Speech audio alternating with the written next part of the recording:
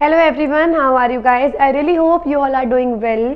तो आज का जो टॉपिक होने वाला है वो है acceleration due to gravity, mass and weight. तो आज जो हम पढ़ने वाले हैं वो हम पढ़ने वाले हैं गुरुत्वाकर्षण के कारण त्वरण। तो बेसिकली त्वरण के बारे में, एक्सेलरेशन के बारे में, जो ग्रेविटी हमको देती है, साथ ही साथ मास और वेट यानी द्रव्यमान और वजन, इनमें क्या फ़र्क है, हम क्यों कंफ्यूज होते हैं, मास और वेट में क्या मेजर फ़र्क है, तो हम वो सब कुछ आज कवर करने वाले हैं। तो चलिए स्टार्ट करते हैं। सबसे पहले बात करते हैं फ्री फॉल फोर्स की, मुक्त पतन बल। देखो, ये मैंने पेन होल्ड किया हुआ है अपने हैंड पे। अगर मैं इसको एकदम से छोड़ दूं तो क्या होगा, ये ऑटोमेटिकली नीचे की तरफ गिरेगा, राइट। अगर मैंने वो पेन को ड्रॉप कर दिया तो वो पेन ऑटोमेटिकली नीचे गिरेगा। नीचे ही क्यों गिरेगा? क्योंकि नीचे अर्थ है और अर्थ ग्रेविटी लगा रही है, गुरुत्वाकर्षण बल लगा रही है। तो इसलिए हुआ क्या, अभी यहाँ पे इसकी स्पीड 0 थी, इसका जो वेग था, जो गति थी, 0 थी, राइट। लेकिन जैसे मैंने इसको छोड़ा, गुरुत्वाकर्षण के वजह से इसकी स्पीड चेंज हो गई, बढ़ गई। और स्पीड में चेंज आने को या वेलोसिटी में चेंज आने को हम क्या बोलते हैं? त्वरण यानी एक्सेलरेशन हम बोलते हैं। तो एग्जैक्टली मैं यही बोलना चाह रही हूँ कि जो ग्रेविटी की वजह से हमारी स्पीड में चेंज आता है, जब हम नीचे की तरफ गिरते हैं, तो उसको हम बोलते हैं एक्सेलरेशन ड्यू टू ग्रेविटी यानी त्वरण, गुरुत्वाकर्षण के कारण त्वरण। लेकिन उससे पहले अगर मैं बात करूँ फ्री फॉल फोर्स की, जब आप कोई ऑब्जेक्ट अर्थ की तरफ गिरता है फ्रीली, उस पर और कोई फोर्स काम नहीं कर रही है, सिर्फ ग्रेविटेशनल फोर्स है जो उसको नीचे की तरफ खींच रही है, उसको हम बोलते हैं free fall force. The falling of a free body from height towards the earth under the gravitational force of earth and no other force acting on it is called free force। पृथ्वी के गुरुत्वाकर्षण बल तथा उस पर कोई अन्य बल न लगने के कारण किसी मुक्त पिंड का ऊंचाई से पृथ्वी की ओर गिरना मुक्त पतन बल कहलाता है। और इसी वजह से जो यूनिफॉर्म एक्सेलरेशन प्रोड्यूस होता है, मतलब स्पीड में जो चेंज आता है, पृथ्वी के गुरुत्वाकर्षण बल के कारण स्वतंत्र रूप से गिरती वस्तु में उत्पन्न एक समान त्वरण को गुरुत्वाकर्षण के कारण त्वरण के रूप में जाना जाता है। यह सभी पिंडों में एक समान होता है और गिरने वाले पिंड के द्रव्यमान पर निर्भर नहीं करता। मतलब क्या है इस बात का? अगर मैं यहाँ से एक पेन गिरा रही हूँ और इधर से मान लो मोबाइल फोन या फिर कोई भी बहुत मोटी रॉक, चट्टान मैंने ले लिया और दोनों में गिरा रही हूँ, तो आपके दिमाग में क्या आएगा? जो भारी चीज होगी वो नीचे पहले गिरेगी। ऐसा नहीं है, क्योंकि जब भी कोई चीज गिरती है अर्थ की तरफ, तो अर्थ उसको खींचती है, वो इसलिए गिर रही है। और अर्थ के लिए सारे ऑब्जेक्ट्स एक बराबर है, अर्थ सबको इक्वल फोर्स के साथ खींचती है। तो इसलिए अब आप कहोगे कि अगर हम अपनी छत से कॉटन की बॉल को गिराएं और साथ में एक आप कह सकते हो कुछ भी पेन गिराएं, तो पेन पहले गिरता है, बिल्कुल, क्योंकि वहां सिर्फ ग्रेविटेशनल फोर्स नहीं है, हवा है, हर चीज है, तो वो इंटरफेयर करती है। लेकिन अगर मैं बात करूं एक ऐसी जगह की जहां पर सिर्फ ग्रेविटेशनल फोर्स और कोई दूसरी फोर्स नहीं है, तो वहां पे दोनों सेम स्पीड से सेम टाइम पर गिरेंगी। तो ये बात किसने बताई थी? इनफैक्ट सबसे पहले बताई थी गैलीलियो गैलीली ने। तो ये ध्यान रखेंगे, it is same for all bodies, सबके लिए बिल्कुल सेम है। और ये है लगभग 9.8 मीटर पर सेकेंड स्क्वायर टू 10 मीटर पर सेकेंड स्क्वायर ऑन अर्थ। अर्थ पे अगर कोई भी ऑब्जेक्ट गिरेगा अर्थ की तरफ, तो उसकी स्पीड में लगभग यहां से यहां तक का चेंज आता है। और ये वैल्यू हर जगह अलग होती है। जैसे अर्थ पे मैंने आपको बताई, मून पे चले जाओगे वहां 1.63 है, इसकी वैल्यू चेंज होती रहती है। तो ध्यान रखना, एक था universal gravitational constant capital G, एक है स्मॉल जी जो है एक्सेलरेशन ड्यू टू ग्रेविटी यानी गुरुत्वाकर्षण के कारण त्वरण। It is represented by g, इसको जी से रिप्रेजेंट करते हैं। The value of g changes from place to place, ये स्थान के साथ बदलता रहता है और जी की वैल्यू है 9.8 मीटर पर second square. Relation between capital G and small G, देखो ये ना बहुत आसान है, चलो अब मैं बताती हूँ आपको कैसे। कैपिटल जी की वैल्यू होती है, सॉरी एफ की वैल्यू होती है capital G m1 m2 upon r square. आपने एक लेक्चर पढ़ा था यूनिवर्सल लॉ ऑफ ग्रेविटेशन वाला, इसमें मैंने आपको बताया था कि दो ऑब्जेक्ट्स के बीच में लगने वाली ग्रेविटेशनल फोर्स इसके इक्वल होती है, राइट। फिर न्यूटन के सेकंड लॉ में आपने पढ़ा था F is equals to ma, है ना, ये आपने मोमेंटम वाले लॉ में यही फॉर्मूला पढ़ा था। अब हुआ क्या, ए मतलब एक्सेलरेशन, और यहाँ पे एक्सेलरेशन को किससे डिनोट कर रहे हैं? जी से डिनोट कर रहे हैं। तो ये भी फोर्स का फॉर्मूला है, ये भी फोर्स का फॉर्मूला है, तो दोनों को हम इक्वल रख सकते हैं, राइट। यहाँ पे ये m1 m2 क्या है ये भी समझ लो। यहाँ पे ये दो ऑब्जेक्ट्स हैं। अब क्योंकि हम ग्रेविटी की बात कर रहे हैं तो एक ऑब्जेक्ट तो हो गया कोई भी छोटा सा ऑब्जेक्ट और एक हो गया अर्थ। अब दोनों को इक्वल रखते हैं।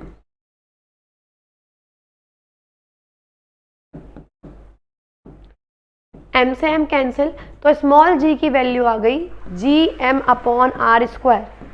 समझो यहाँ पर क्या था, मैं आपको क्या समझाने की कोशिश कर रही थी कि अर्थ अपनी तरफ खींच रही है किसी ऑब्जेक्ट को, तो ऑब्जेक्ट और अर्थ दो लोग इन्वॉल्व थे। तो यहाँ पे एक m है स्मॉल ऑब्जेक्ट, कैपिटल M है अर्थ का मास, अर्थ r क्या है रेडियस, अर्थ की और ऑब्जेक्ट की अर्थ और ऑब्जेक्ट के बीच का जो डिस्टेंस है नॉर्मली रेडियस है क्योंकि हम अर्थ के सरफेस पे खड़े रहते हैं। तो आप खुद सोचो कैपिटल G बचा, इसकी वैल्यू फिक्स है 6.67 इंटू 10⁻11। कैपिटल M मतलब मास ऑफ अर्थ, वो फिक्स है, वो चेंज नहीं होता। R मतलब रेडियस ऑफ अर्थ, तो तीनों चीजें फिक्स है ना।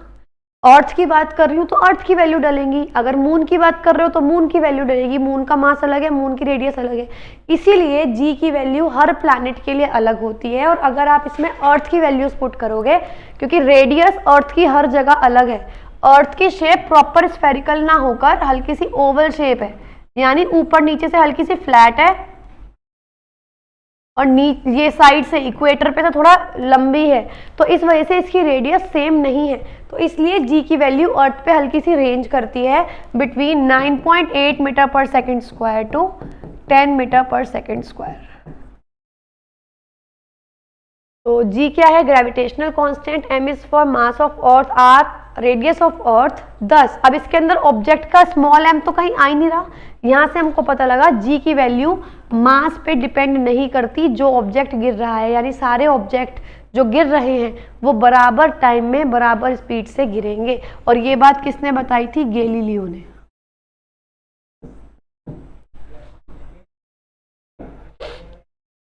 Variations of acceleration due to gravity on earth. अब जैसे मैंने आपको बताया स्मॉल g की वैल्यू चेंज होती रहती है, राइट। अभी आपने फॉर्मूला पढ़ा g की वैल्यू Gm/r² है, मैंने कैसे याद किया हुआ था, small g is equals to Gm good morning upon r², इस तरीके से लर्न कर लो। अब देखो यहाँ से मुझे पता लग गया कि जो g है ना वो रेडियस के स्क्वायर के इनवर्सली प्रोपोर्शनल है, व्युत्क्रमानुपाती है।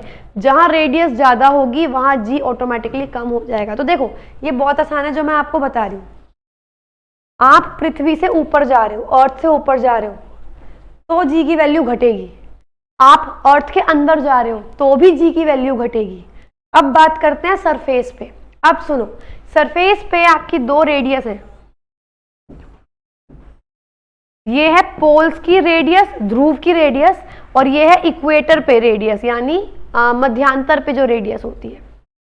अब जैसे मैंने बताया था कि जो शेप है कुछ इस टाइप से है, तो ये वाली जो रेडियस है वो कम होती है, पोल्स की रेडियस कम होती है, ध्रुव वाली रेडियस कम होती है इक्वेटर वाली रेडियस से। तो ऑटोमेटिकली ये रेडियस कम है तो यहाँ जी की वैल्यू ज्यादा होगी, यहाँ रेडियस, यहाँ इसका जो आप कह सकते हो त्रिज्या ज्यादा होती है तो यहाँ जी की वैल्यू कम होगी, simple. Acceleration due to gravity यानी गुरुत्वाकर्षण के कारण त्वरण की जो वैल्यू है हर जगह एक समान नहीं है। अब क्योंकि पोल्स पे, ध्रुव पे पृथ्वी की त्रिज्या कम होती है, ये कम होती है, इसलिए यहाँ जी की वैल्यू ज्यादा होती है। और क्योंकि इसकी त्रिज्या मध्यांतर पे भूमध्य रेखा पर अधिकतम होती है, इसलिए जी का मान भूमध्य रेखा पर न्यूनतम होता है। तीसरा, अगर आप पृथ्वी की सतह से ऊपर जाओगे तो भी जी की वैल्यू घटेगी, अगर आप पृथ्वी के अंदर जाओगे तो भी जी की वैल्यू घटेगी। और सबसे इंपॉर्टेंट, बिल्कुल सेंटर पे चले गए अगर आप अर्थ के, वो पॉसिबल नहीं है बट मैं आपको बता रही हूं, अगर आप अर्थ के बिल्कुल सेंटर पे चले गए तो जी की वैल्यू 0 हो जाएगी, G will be equal to 0, simple. Equations of motions for freely falling body. देखो अभी ना ये इक्वेशंस जो हैं v is equals to u plus AT आपने मोशन वाले चैप्टर में पढ़ी थी, लेकिन अगर नहीं भी पढ़ी हो, क्योंकि इसके ऊपर शॉर्ट वीडियो मैंने नहीं बनाई है, चाहिए होगी तो आप लोग प्लीज बता देना।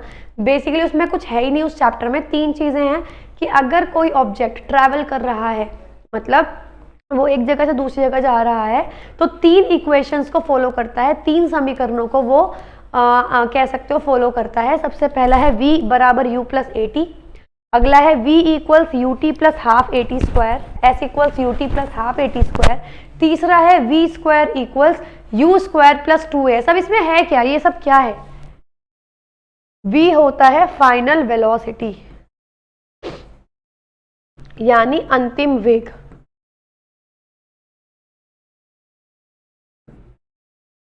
u होता है इनिशियल वेलोसिटी यानी प्रारंभिक वेग। मतलब क्या है इस बात का कहने से कि अगर आप चलना शुरू हुए तब वेलोसिटी थी, आप कहीं पहुंच गए तब आपका वेग था, तो प्रारंभिक वेग और अंतिम वेग। s आपने कितना डिस्टेंस या डिस्प्लेसमेंट, कितना आप कह सकते हो दूरी या विस्थापन कितना तय किया।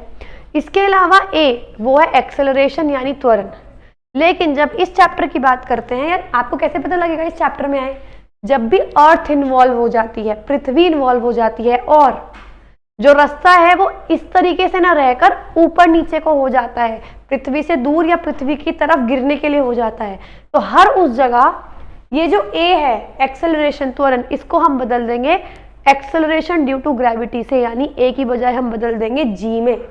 दूसरा, मैं यहां से यहां आ रही हूं तो ये डिस्टेंस है, लेकिन अगर मैं यहां से यहां जा रही हूं तो मेरी हाइट है, तो इसके साथ ही जो s है डिस्टेंस, ये बदल जाएगा हाइट में। अब ये दो क्यों है? अगर पृथ्वी से जा रहे हो दूर तो साइन आता है माइनस,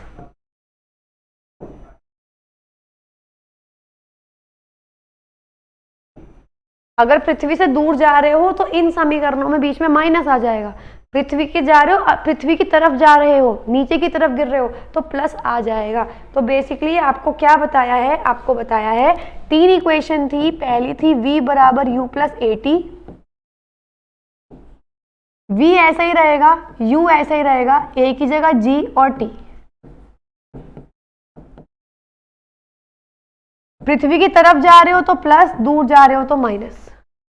दूसरी equation s is equals to ut plus half at square, same s बदल जाएगा हाइट में, पृथ्वी की तरफ जा रहे हो तो प्लस, a की जगह g, और पृथ्वी से अलग जा रहे हो तो। तीसरी v स्क्वायर बराबर u square plus 2as, right? तो v square equals to u square plus 2gh, v square equals to u square minus 2gh। ये हो जाएंगे आपकी इक्वेशंस ऑफ मोशंस। चलिए मास की बात करते हैं। मैं बता रही थी कि मास और वेट में क्यों इतना कंफ्यूजन रहता है, तो बहुत बहुत सिंपल सी चीज है, फटाफट से समझ लीजिए। The mass of a body is the quantity of matter contained in it. किसी भी पिंड का द्रव्यमान उसमें निहित पदार्थ की मात्रा होती है, यानी उसके अंदर कितना सामान सच में प्रेजेंट है। It is a scalar quantity, ये एक अदिश राशि है, स्केलर क्वांटिटी है। It is measured by an equal arm balance, इसे समान भुजा संतुलन द्वारा मापा जाता है, यानी जो तराजू होता है उससे आप मास को यानी द्रव्यमान को नापते हो। It's SI unit is kilogram, इसकी एसआई इकाई है किलोग्राम। बेसिकली मास क्या है? जितना हमारे शरीर के अंदर मैटर प्रेजेंट है उसे आप क्या बोलोगे? मास बोलोगे, यानी द्रव्यमान बोलोगे। वो कभी भी नहीं बदलता। ऐसा नहीं होगा अगर यहाँ पे मेरी हड्डियों में, मेरे अंदर बोन्स होंगी, मसल्स होंगी, ब्लड होगा, मतलब मेरी बॉडी के अंदर जितना मैटर है, ऐसा नहीं अगर इस वक्त मैं किसी और प्लैनेट पर चले जाऊँ तो वो एकदम खत्म हो जाएगा। मास कभी भी चेंज नहीं हो सकता, ध्यान रखना इस बात को। ये एक स्थान से दूसरे स्थान पर बदलता नहीं है और ये कभी भी जीरो नहीं हो सकता। लेकिन अगर मैं बात करूं वेट की, देखो वेट क्या है? ये अर्थ है, ठीक है? नहीं, ये कुछ नहीं है, ये कोई ऑब्जेक्ट है। अब अर्थ इसके नीचे है, तो अर्थ क्या कर रही है? इस ऑब्जेक्ट को अपनी तरफ खींच रही है। ये क्या है? ये है वेइंग बैलेंस या वेइंग मशीन, जो वजन नापने वाली मशीन होती है। मुझे एक बात बताओ, अर्थ थी, अर्थ के ऊपर ये चीज खड़ी हुई थी, राइट? अब अगर मैंने अर्थ और इसके बीच में एक ऑब्जेक्ट रख दिया तो इस ऑब्जेक्ट को क्या महसूस होगा? एक खिंचता हुआ फोर्स महसूस होगा ना। इसको इस तरीके से सोचो, देखो ये पेन मेरे हाथ में है। अब अगर कुछ ऐसा सिस्टम हो जाए कि हाथ के इस तरफ, या एक मैग्नेट ले रही हूँ मैं, यहाँ रख रही हूँ, दूसरी मैग्नेट यहाँ रख रही हूँ, और मैं इस वाली मैग्नेट, जो नीचे वाली मैग्नेट है, उसको नीचे की तरफ कर रही हूँ, तो ऊपर वाली मैग्नेट भी नीचे की तरफ होने की कोशिश करेगी ना। मेरे हाथ पे मुझे बल महसूस होगा, फोर्स महसूस होगा। ये होता है वेट। वेट वो फोर्स है जिस फोर्स के साथ अर्थ हमको खींच रही है, इसीलिए वेइंग मशीन जो वजन नापने वाली मशीन होती है, अब मास का ऐसा ही यूनिट किलोग्राम था, जो वो मशीन होती है गोल वाली या स्क्वायर शेप में जो आती है उस पर लिखा होता है न्यूटन, क्योंकि वो क्या है कि अर्थ आपको कितनी फोर्स के साथ खींच रही है। वेट का फॉर्मूला होता है W = mg।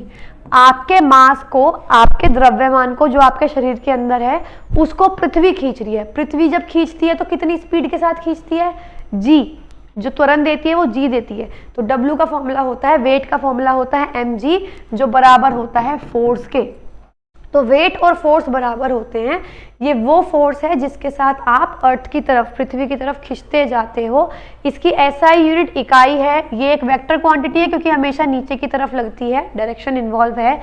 वेट हर जगह बदलता रहता है क्योंकि देखो मास तो कभी बदलता नहीं है, द्रव्यमान कभी नहीं बदलता, पर g की वैल्यू चेंज होती है। अगर मेरा वजन यहाँ पर मान लो 60 न्यूटन है, तो मून पे, क्योंकि ऑब्वियसली बात है मैं बोल रही हूँ यहाँ पे मास मान लो 6 है लेकिन g की वैल्यू 10 फिक्स है, 60 न्यूटन। अब वेट सुनो, मास मून पे अगर मैं बात कर रही हूँ, चंद्रमा पे, तो इसकी वैल्यू तो 6 ही है, बिल्कुल 6 ही है, क्योंकि मास कभी बदल नहीं सकता, द्रव्यमान कभी नहीं बदल सकता। लेकिन चंद्रमा पे जो g की वैल्यू है वो 1.63 है। तो आपका जो वजन हो जाएगा चंद्रमा पे वो 9.78 न्यूटन हो जाएगा। तो आप देख रहे हो वेट हर जगह बदलता रहता है और इसको नापने के लिए हम स्प्रिंग बैलेंस का इस्तेमाल करते हैं। स्प्रिंग बैलेंस बेसिकली क्या है, एक स्केल होता है, नीचे हुक लगा होता है, उस हुक में किसी भी चीज को टांग दो तो आपको एरो से वो बता देगा इसमें कितना वजन है। Weight of an object on moon, देखो अब वेट का फॉर्मूला आपको पता लग गया ना, mg। तो बेसिकली वेट डिपेंड करता है ग्रेविटी पे, g पे, एक्सेलरेशन ड्यू टू ग्रेविटी। अब खुद सोचो, यहाँ पे जो ग्रेविटी है वो 9.8 है, ये 10 ले लो। जो मून पे ग्रेविटी है वो 1.63 है। लगभग जो मून की जो ग्रेविटी है ना, जो मून पे त्वरण है वो 1/6 है जो पृथ्वी पर है। अगर आप 10 को 6 से डिवाइड करोगे तो आपका यही आंसर आएगा, ठीक है, 1.63 आएगा। तो ऑब्वियस सी बात है कि अगर मून पे, चंद्रमा पे जो त्वरण वाली, जो गुरुत्वाकर्षण के कारण त्वरण है वो 1/6 है अर्थ के, तो वहां वजन भी तो 1/6 ही होगा। अगर यहाँ किसी का वजन 60 न्यूटन है तो वहां कितना हो जाएगा, 1/6 यानी 10 न्यूटन हो जाएगा, सिंपल। सेंट्रीपिटल फोर्स क्या होता है, अभिकेंद्रीय बल क्या होती है, मोस्ट इंपॉर्टेंट, ध्यान से समझ लेना।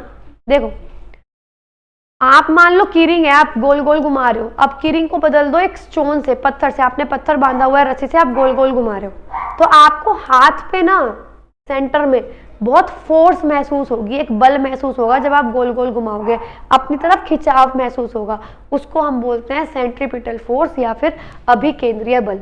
The force which is needed to make an object travel in a circular path, एक ऐसा बल जो आप सर्कुलर पाथ में ट्रैवल करने के लिए, एक ऐसा बल जो सेंटर की तरफ लगता है, उसको गोल गोल एक पर्टिकुलर कक्षा में घुमाने के लिए सेंटर की तरफ जो बल लगेगा उसको आप बोलते हो सेंट्रीपिटल फोर्स। ये हमेशा सेंटर की तरफ कार्य करता है, सिंपल।